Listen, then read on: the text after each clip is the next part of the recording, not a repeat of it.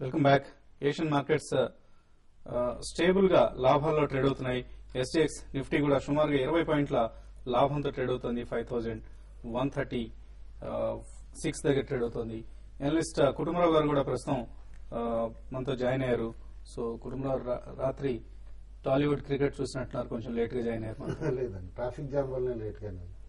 Schools start అయినాయి, వాళ్ళ మొదటి రోజు కదా, దాంతో చాలా వరకు దాంట్లో స్కూల్స్ ట్రాఫిక్ వల్లనే జామ్ అవుతుంది.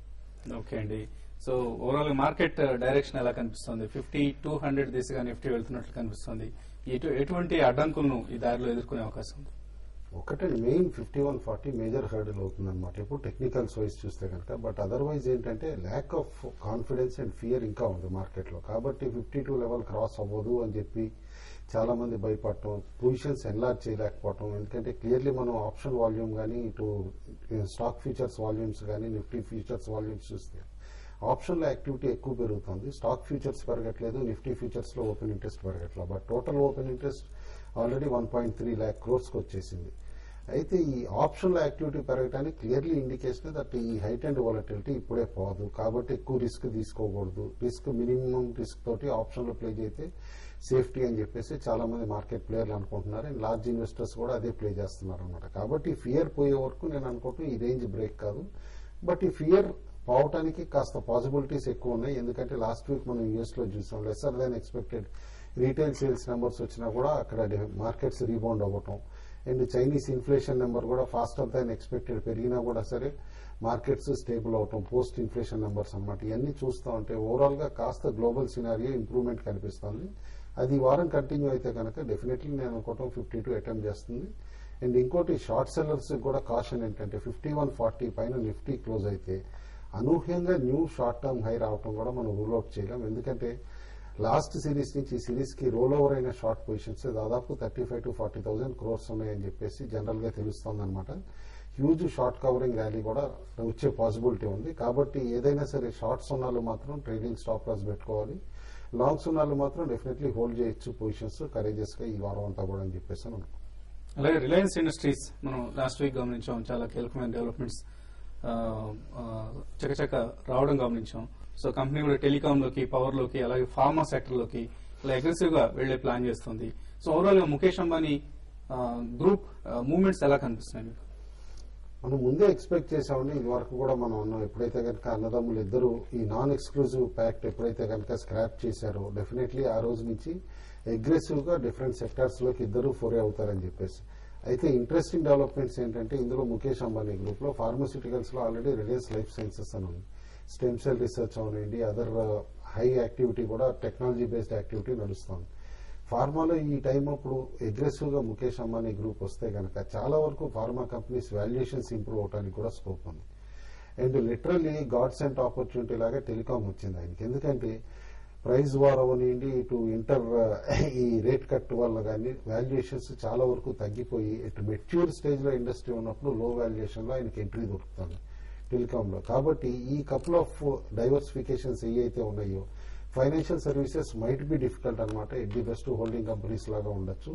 Large diversification unless banking license కానీ ఏదైనా అటెంప్ట్ చేస్తే తప్పితే మనం అనుకోలేం. బట్ ఈ 3 సెక్టార్స్ లో మాత్రం definitely they will make and big impact. And valuations మిగతా కంపెనీస్ కి ఇంప్రూవ్ అయ్యే స్కోప్ కూడా ఉంది. ఓకే అండి, కొంతమంది కాలర్స్ లైన్ లో ఉన్నారు. శ్రీనివాసరావు వైజాగ్ నుంచి లైన్ లో ఉన్నారు. శ్రీనివాసరావు గారు నమస్కారం అండి. నమస్తే, చెప్పండి. సుందరరావు గారికి నమస్కారం అండి.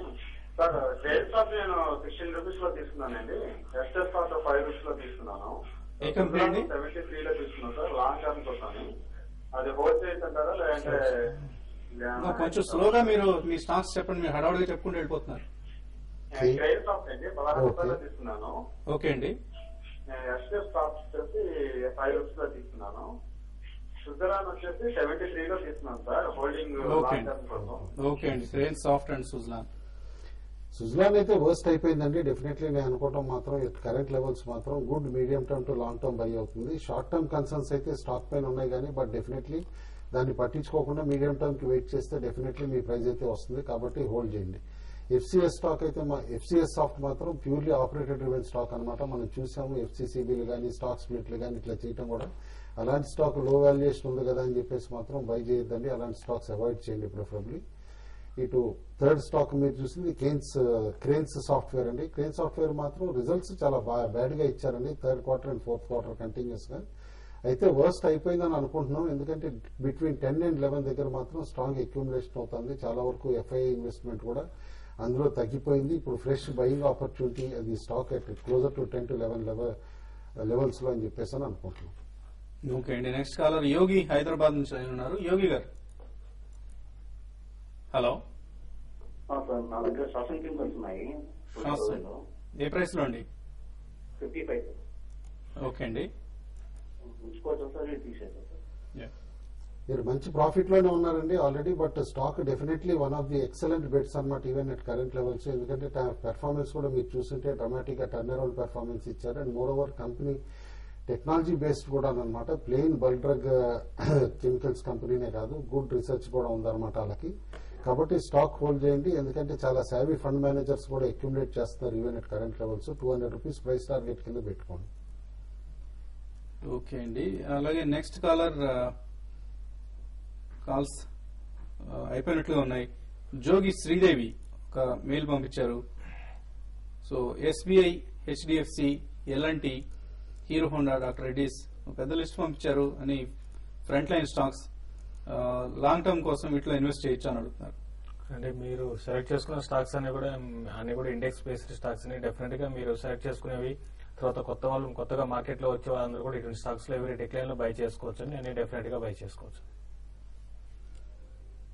సో మీరు మెన్షన్ చేసినవన్నీ మంచి కంపెనీస్ అండి, fundamentally very strong companies. SBI కావచ్చు, HDFC, LNT, hero Honda, doctor Reddy's labs, RIL, ICICI bank అన్ని స్టాక్స్ మీరు ఇవన్నీ డ్రీమ్ పోర్ట్ఫోలియోస్ లో ఉండాల్సిన స్టాక్స్. ఇటువంటి స్టాక్స్ ని మీరు పిక్ చేశారు, డెఫినెట్ గా ఇన్వెస్ట్ చేయొచ్చు.